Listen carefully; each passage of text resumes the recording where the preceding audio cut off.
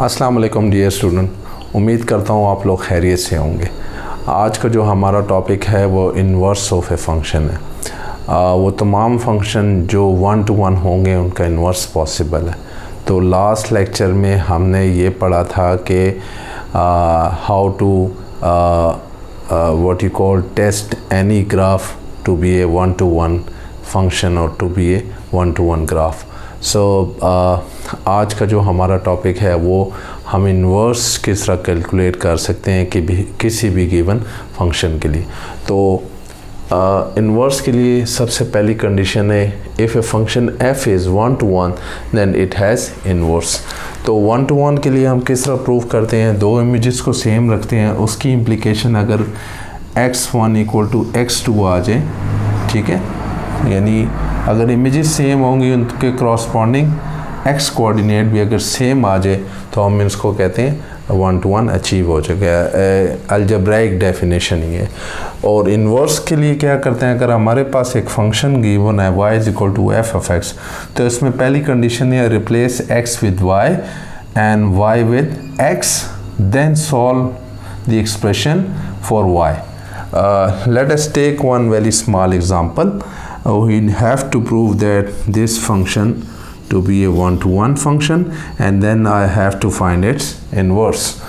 So सबसे पहले f of x is equal to f of x1 = f of x2, ये हमने ये चीज़ प्रूव करनी है कि ये इम्प्लाई होता है कि नहीं इस गिवन फंक्शन के लिए।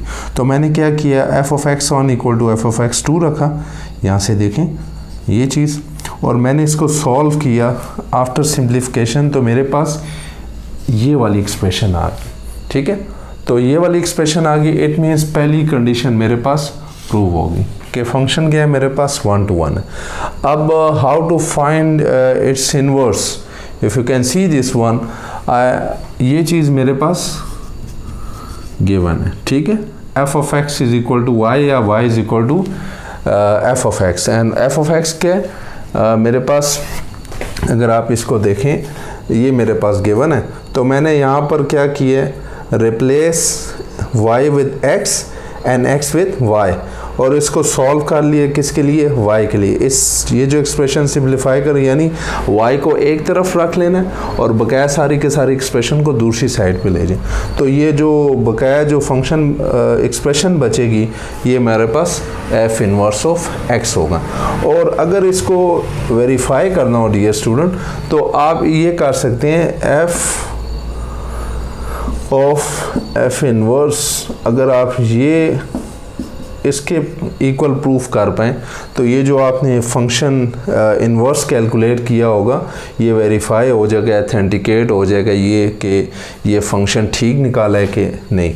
तो मैं इसको f में पुट कर रहा हूँ 8 - 4x डिवाइडेड बाय x, ठीक है, यानी कि जहाँ पर x में ये है, f of x में x नज़र आ रहा है, वहाँ क्या पुट कर दें 8 - 4x, यानी 8 divided by 4 plus 8 - 4x divided by x। तो अगर आप इसका LCM ले लें तो ये बच जाएगा 8 divided by 4x plus 8 - 4x divided by x।